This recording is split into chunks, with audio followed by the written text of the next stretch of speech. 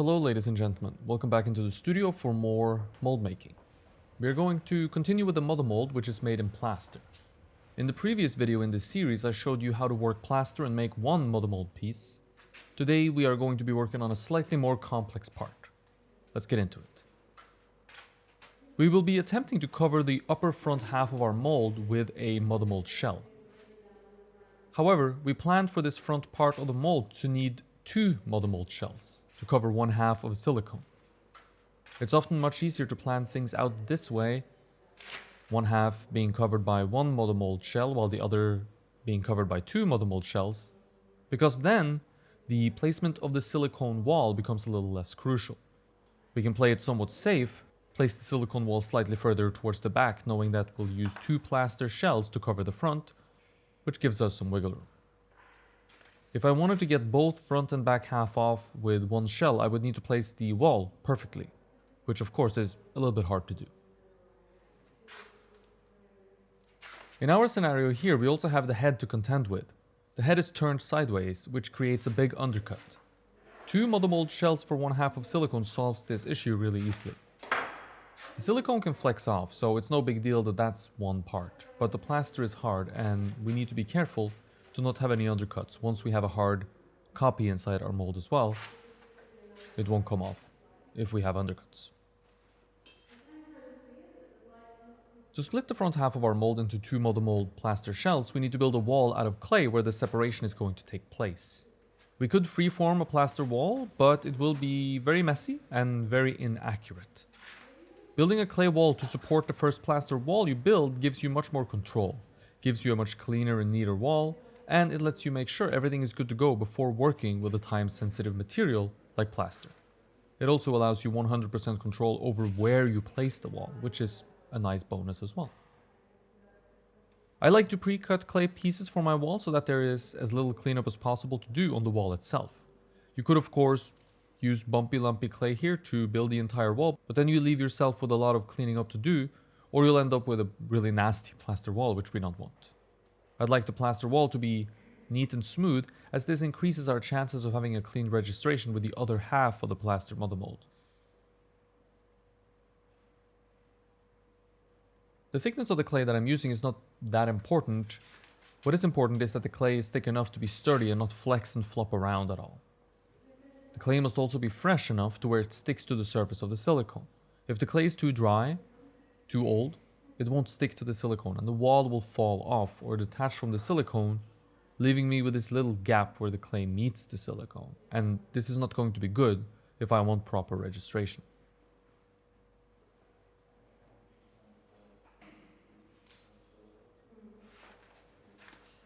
I prefer my wall to be of even height because this means that I can work my plaster right up to the top of my clay wall. It gives me an easy visual cue and lets the top of the wall have something clean to register against. A nice 90-degree angle at the top of the wall means that my plaster wall will be 90 degrees as well. Now, furthermore, this means even thickness from the bottom of the wall and no thin areas of plaster wall, which of course will be more prone to breaking. The wall should be of sufficient height to cover the thickness of my mother mold itself, the plaster on the surface of the silicone that is, and it needs to be tall enough to cover the diameter of the washers I plan to use on the bolts I'll use to hold the two halves together. Now to play it safe, I give myself a little bit more room on either side of the washer so that there's no chance the washer won't fit. A wall that's too low is not the end of the world, but it's not going to be ideal either. It will be harder to fit the washers and sometimes you might not be able to fit the washer at all, and this is not so good as there will be no dispersion of the force of the bolt.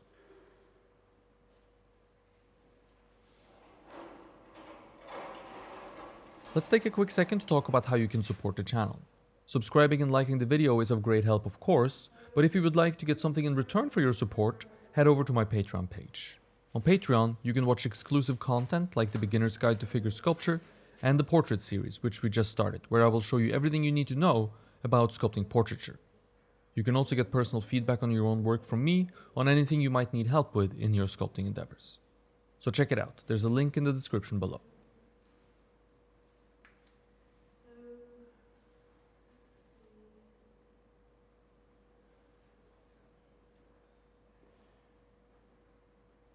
I use a myriad of tools and eventually my fingers to make sure the clay wall is clean and smooth. You can make it as smooth as you would like.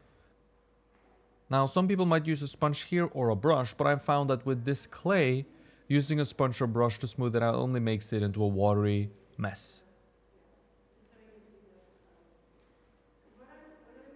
Your mileage may vary depending on your choice of clay. If the clay is firm enough and I let it dry out a little bit, once I get it up there, my finger does a wonderful job of smoothing it out, and it's really all I need. Even though I will drill holes and use bolts to hold these two model mold shells together, I think a little extra registration is always worth it. I create that extra registration by drilling dimples into the clay surface. Personally, I find that these are best when they are large and shallow versus small and deep. We don't want these to look like hard nipples. Large and shallow means we have a little wiggle room when taking these two model mold pieces off. They will slide apart essentially. If the registration was small and deep, they would lock together a lot more. I also find with smaller and deeper holes that the chance of the registration breaking off, the little nipple shaped positive of the registration that is, breaking off, is much larger. The chance is much larger than if you do it the way that I'm doing it here. In order for the registration to stay intact and work for a long time, I suggest keeping the dimple hole at least one pinky finger's width away from the silicone of your mold and the same distance away from the top of your clay wall.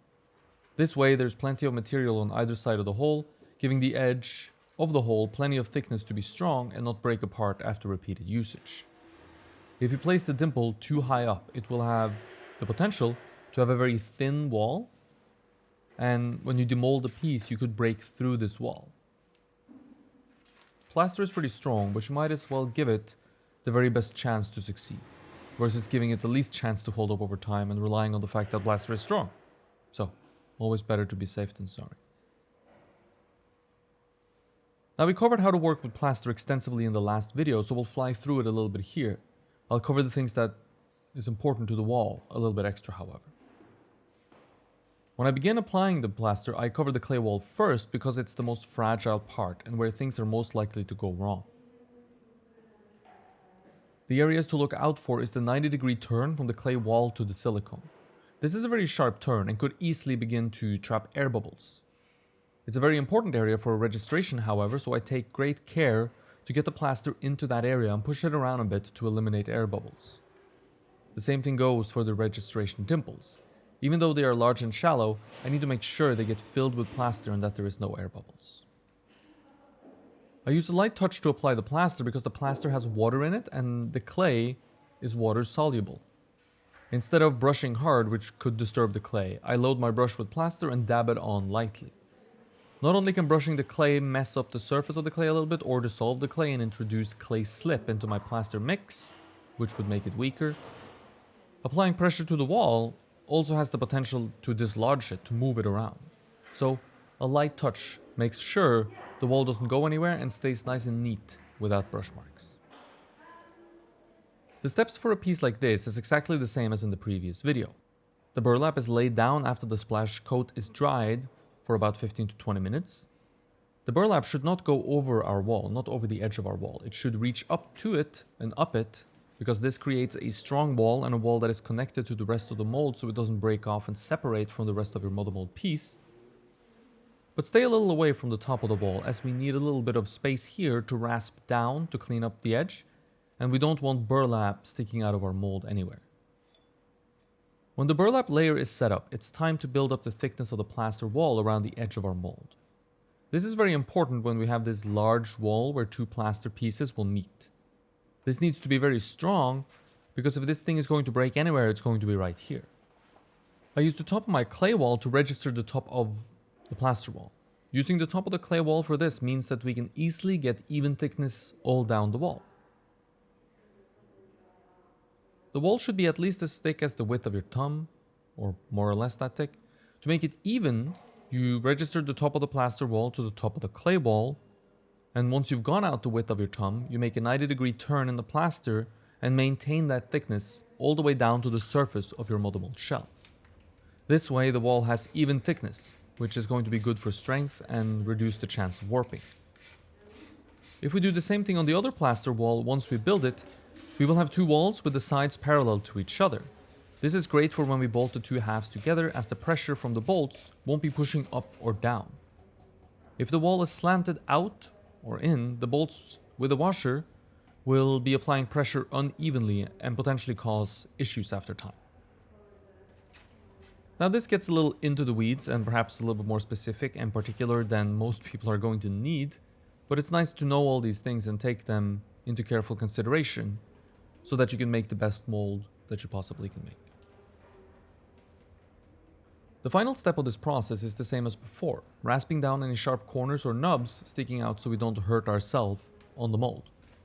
And applying the support pole to stiffen up the mold a little bit, give us a handle to the mold, and a place to attach bungee cords for when we close the mold. Whenever we have two plaster pieces being bolted together, however, it helps if we think through where we place this pole. We need to have enough room to drill and insert our bolts. Sometimes I've placed the pole too close to the wall and been unable to drill and insert the bolts because the pole has gotten in the way. And this is of course very annoying, so do consider this when placing the pole. Place it far away from the wall so there's enough room for bolting and drilling.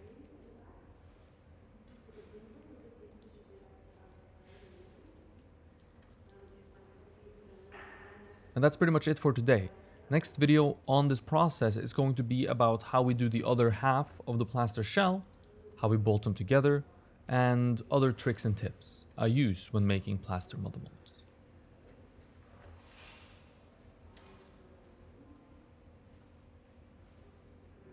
Thank you for watching. I hope you enjoyed the video, and if you did, consider liking it and subscribing to the channel for more videos. I put out a new video every Thursday, so stay tuned for next week. If you want to support the channel, visit the link to my Patreon page in the description below the video to learn how. Until then, stay creative, and I hope to see you in the next one.